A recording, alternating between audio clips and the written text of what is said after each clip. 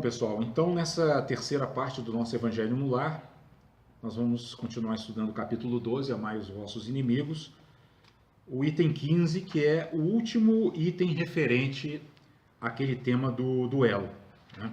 É uma mensagem psicografada por Agostinho em Bordeaux em 1861. Inclusive, a gente vem estudando vários itens, né? Acho que uns 4 ou 5 itens que se referem a esse mesmo tema, né? O duelo. E a gente tem sempre dito aqui que, embora não exista mais o duelo no sentido em que ele existia aqui no século XIX, ainda existem muitas atitudes nossas que são verdadeiros duelos, né? Existe inclusive entre países. É só a gente ver agora, por exemplo, na política internacional, né? A gente está vendo acirramento de conflitos por causa de como se fosse um verdadeiro duelo entre nações, né? Uns desafiando os outros, né? A gente tem nossos vizinhos aqui, que tem um governo de esquerda que não é muito bem visto por seus vizinhos e pelos Estados Unidos, né? E aí o que está acontecendo diante dessa situação? Esse governo, de fato, ele é um governo que tem demonstrado tirania, que tem feito o povo sofrer. Mas do outro lado, nós temos pessoas dizendo que estão, como agora, por exemplo, levando ajuda humanitária, né, para lá, quando na verdade isso é uma estratégia para enfraquecer e derrubar o governo que está lá. Mas assim, na verdade não é a questão política aí que importa. O que importa, assim, é que está havendo um duelo no sentido de um desafio de forças, né? Ideologias distintas estão medindo forças, né? Então por isso que essa mensagem, esses ensinamentos ainda são úteis hoje. Porque enquanto nós vivermos num mundo dual, nós vamos ter esse desafio de lidar com aqueles pontos que não são o nosso ponto de vista de forma sábia, né? E de forma sábia significa forma desinteressada, né? Então realmente eu quero ajudar aquele país, por exemplo, ou eu estou interessado nas maiores reservas de petróleo que existem no mundo? É uma pergunta, né, a ser feita. Então na mensagem de hoje Agostinho diz assim: o homem do mundo, o homem feliz, que por uma palavra ofensiva, por uma causa fútil, joga a vida que lhe vem de Deus, joga a vida do semelhante que não pertence senão a Deus, este é mais culpável 100 vezes que o miserável que, compelido pela cupidez, pela necessidade algumas vezes, se introduz numa habitação para dela roubar o que cobiça, e mais aqueles que se opõem ao seu desígnio. Então, aqui, é como eu falei para vocês, assim, todas as mensagens, elas se destinam a mudar o nosso foco mental, né, em relação a uma mesma situação.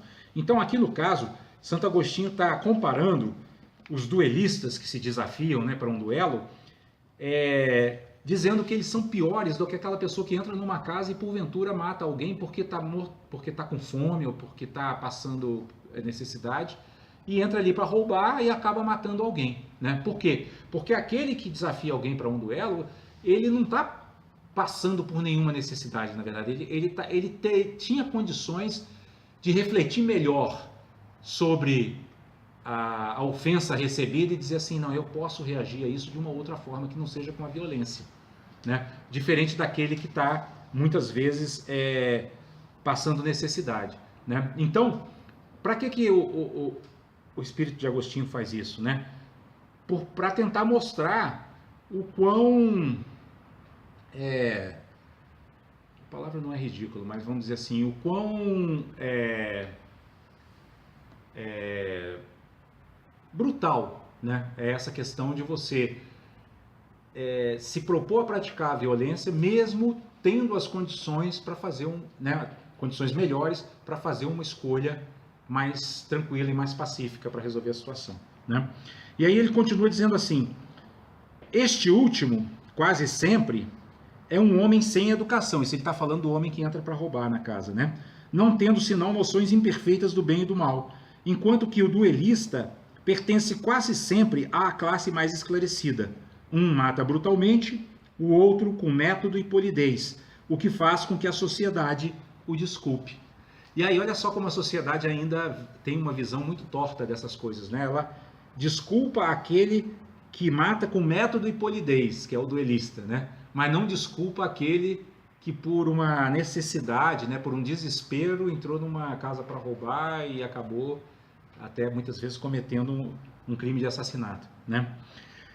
Acrescento mesmo que o duelista é infinitamente mais culpável que o infeliz que, cedendo a um sentimento de vingança, mata no momento de exasperação. O duelista não tem ponto para desculpar o arrastamento da paixão, porque entre o insulto e a reparação há sempre o tempo de refletir. É por isso que eu estava citando aqueles exemplos aqui no começo, né? Eram exemplos assim de que as nações, por exemplo, envolvidas no conflito, muitas vezes têm tempo para refletir, né? Mas as reflexões muitas vezes são baseadas em sentimentos nacionalistas, que nada mais são do que um egoísmo expandido para a pátria, né? Assim, então, não sou egoísta de querer as coisas para mim, mas para o meu país eu quero melhor do que para os outros que se lixem, né? Então, são atitudes, essas guerras muitas vezes que são promovidas, são atitudes assim, refletidas, né? Calculadas, né? Não é um impulso.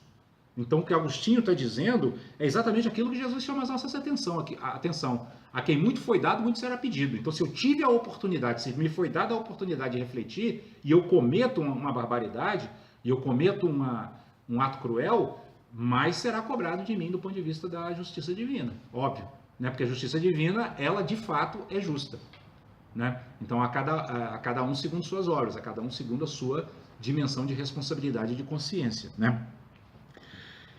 Então ele diz, ele age, pois, friamente e de plano premeditado. Tudo está calculado e estudado para matar mais seguramente o seu adversário. É verdade que expõe também a sua vida, e é isso que reabilita o duelo aos olhos do mundo, porque nele se vê um ato de coragem e o desprezo da própria vida. Mas a verdadeira coragem quando se está seguro de si?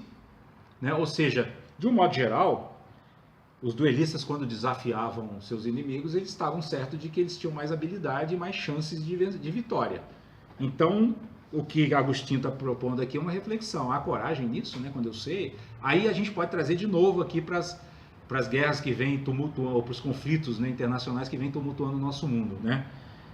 Há algum tipo de coragem quando um país infinitamente superior militarmente ou economicamente desafia um outro que é do tamanho, né, que diante dele não representa nada, né? Que tipo de prática é essa, né? E o que é pior é que essa prática é feita num mundo que se diz cristão, né? Que se diz seguidor do Cristo, como a gente estava vendo na nossa mensagem de hoje, é na palavra e na ação, né? O que a gente não tem visto muito, a gente tem que ver muito palavras e ações que contradizem, né? Aquela ideia a qual as pessoas dizem aderir, né? A ideia de amor e de compaixão.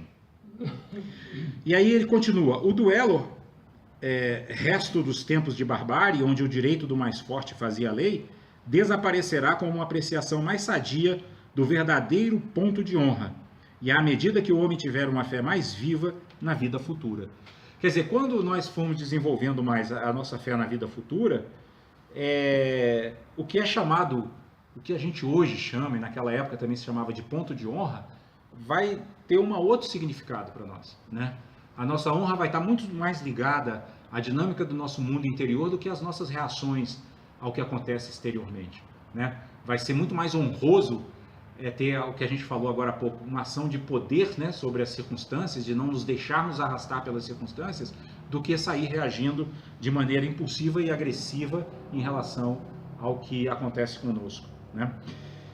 E nesse capítulo aqui, encerrando, Kardec faz uma nota, que é o item 16, essa nota é de Kardec, ele diz assim, os duelos tornam-se cada vez mais raros, e se são vistos ainda de tempos em tempos em dolorosos exemplos, o número deles não é comparável ao que era antigamente.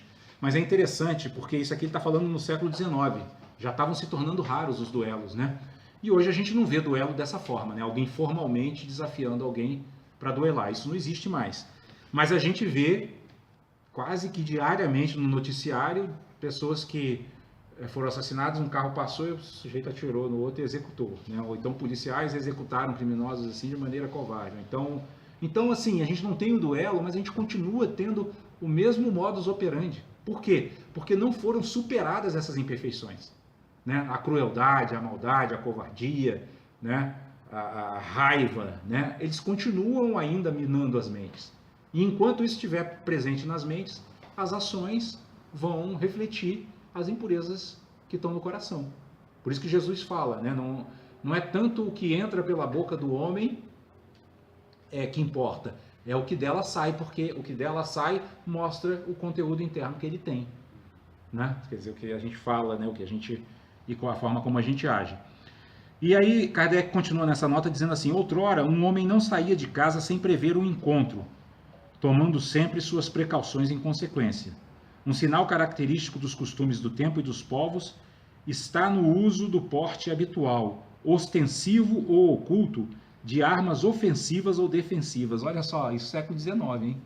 Ele está falando aqui no século XIX que isso já denotava uma característica dos costumes do tempo e do povo. Um povo mais bruto, né, vai andar mais ostensivamente armado. A abolição desse uso, a abolição desse uso de armas, né, testemunha o abrandamento dos costumes. E é curioso seguir a gradação desde a época em que os cavaleiros não cavalgavam jamais, senão com armadura de ferro e armados de lança, até o porte de uma simples espada, tornada antes um adorno e um acessório de brasão do que uma arma agressiva. Então a gente vê nos filmes da Idade Média, né, que eles saíam com armaduras, né? E a gente vê hoje muita gente usando colete à prova de balas e carro blindado, para mostrar que a gente só evoluiu externamente. O mundo interno continua super confuso. Continuamos escravos das mesmas ilusões, né? Ainda escravos dos mesmos impulsos brutais. Ainda há muito caminho a ser feito, né? A ser percorrido pela humanidade para sair desse ponto que está sendo apontado aqui por Kardec e que é do século XIX, pessoal. Né? Já quase 200 anos atrás. Um outro indício de costumes é que outrora os combates singulares tinham lugar em plena rua, diante da multidão que se afastava para deixar o campo livre, e que hoje se oculta.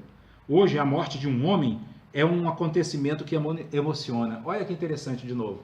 Isso é no século XIX. A gente tem ouvido muitos críticos da violência na nossa sociedade atual dizerem que a violência está banalizada. As pessoas já não se emocionam muito mais. Né? Por quê? Porque todo dia a gente ouve notícia. São 60, se eu não me engano, acho que são 60 mil homicídios, eu não sei se é por ano, né? Eu vi uma estatística. Imagina, gente, é gente demais que morre, né? Mas, dizem que os homicídios no Brasil matam mais que muitas guerras mundiais mataram, né? Já mataram.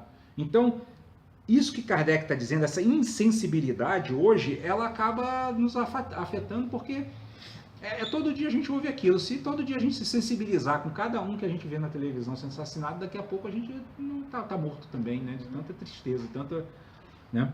Outrora não se lhe dava atenção. O espiritismo vencerá esses últimos vestígios da barbárie inculcando nos homens o espírito de caridade e de fraternidade. Porque o espiritismo, quando ele se expandir para toda a sociedade, ele traz essa certeza da vida futura. Ele mostra a influência do mundo invisível sobre o mundo visível. Então nós vamos passar a ter mais consciência do alcance das nossas ações, né? A gente vai ter mais consciência de que quando se fala para praticar o bem, não se está falando de moralismo, está se falando de ciência, ciência espiritual. O bem traz bem-estar, o mal traz mal-estar, né? É aquela coisa que a gente tem falado da inseparatividade. Se você faz mal ao outro, está fazendo mal a si próprio. Não tem separação, né? Não adianta a gente pensar que se sair exterminando criminosos ou malfeitores, nós vamos ter uma sociedade pacífica, porque não vamos ter. O que vai trazer uma sociedade pacífica são mentes mais pacíficas. Tá lá, nós já estudamos no Evangelho segundo o Espiritismo, o capítulo que é intitulado Bem-aventurados os mansos e pacíficos, porque herdarão a terra. Olha que interessante. Mansos e pacíficos herdarão a terra. Significa então o quê? Que se nós formos violentos e cruéis, não vamos herdar a terra. E é o que nós estamos fazendo atualmente. Nós estamos agredindo, eu falo nós como humanidade, né? Nós estamos agredindo os outros e estamos agredindo o meio ambiente. Então não vamos herdar a terra. A nossa herança toda, que é essa possibilidade de vivermos num ambiente propício à nossa sobrevivência humana, está sendo deteriorada. Olha como é atual o ensinamento que Jesus deu há 2000 anos, há mais de 2000 anos atrás. Os mansos e pacíficos herdarão a terra. Enquanto nós continuarmos sendo agressivos, inclusive em relação ao nosso meio ambiente, nós estamos perdendo esse direito de herdeiros do planeta. Estamos deixando de herdar o planeta, as águas, o ar, o sol, o alimento e tudo mais.